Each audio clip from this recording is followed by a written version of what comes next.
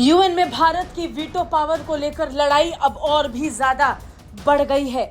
भारत हर बार संयुक्त राष्ट्र में वीटो के गलत इस्तेमाल को लेकर बोलता आया है, लेकिन इस बार भारत का बोलना सिर्फ बोलना नहीं था, बल्कि खुला ऐलान था। और भारत के गुस्से को देखकर अब दुनिया भर की प्रतिक्रिया भी आने लगी है। भारत के संयुक्त राष्ट्र में स्थायी प्रतिनिधि रुचिरा काम्बोज ने संयुक्त राष्ट्र में बदलावों को लेकर एक बार फिर मुखर रूप से भारत का प्रतिनिधित्व करते हुए इसे लेकर बयान दिया।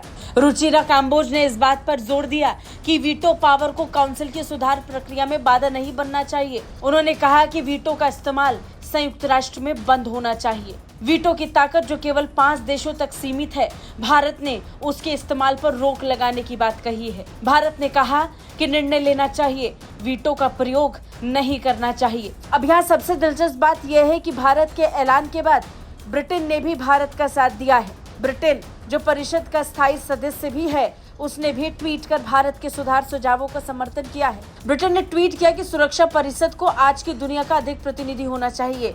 हम इसके विस्तार का समर्थन करते हैं और एक अधिक विविध प्रभावी परिषद देखना चाहते हैं।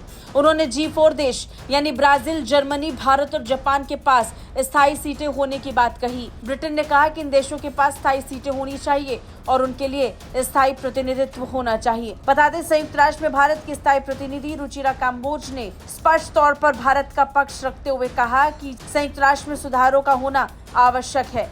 उन्होंने कहा कि 1 दशक से ज्यादा समय से चर्चा चल रही है, लेकिन नतीजा कुछ नहीं निकला। काम्बोज ने कहा कि करीब 1/4 सदी बीत चुकी है। दुनिया और हमारी आने वाली पीढ़ियां अब इंतजार नहीं कर सकती। Early 1990s, in addition, world leaders at the Millennium Summit in the year 2000 had resolved to intensify efforts to achieve a comprehensive reform of the Security Council in all its aspects. Nearly a quarter century has passed. The world and our future generations can no longer wait. How much longer must they wait?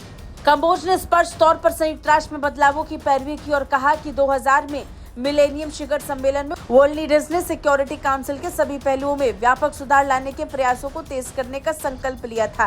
Kamboj ने कहा कि उम्मीद करते हैं कि अब आने वाली वर्षगांठ में इसे लेकर बड़ा फैसला लिया जाएगा। We must push forward a reform, heeding the voices of the young and future generations, including from Africa, where the demand to correct historical injustice grows even stronger.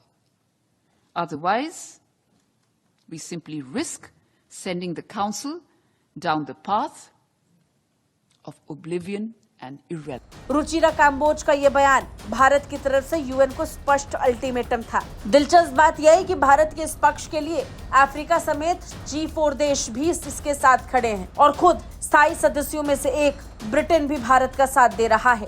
Bureau report, Bharat तक।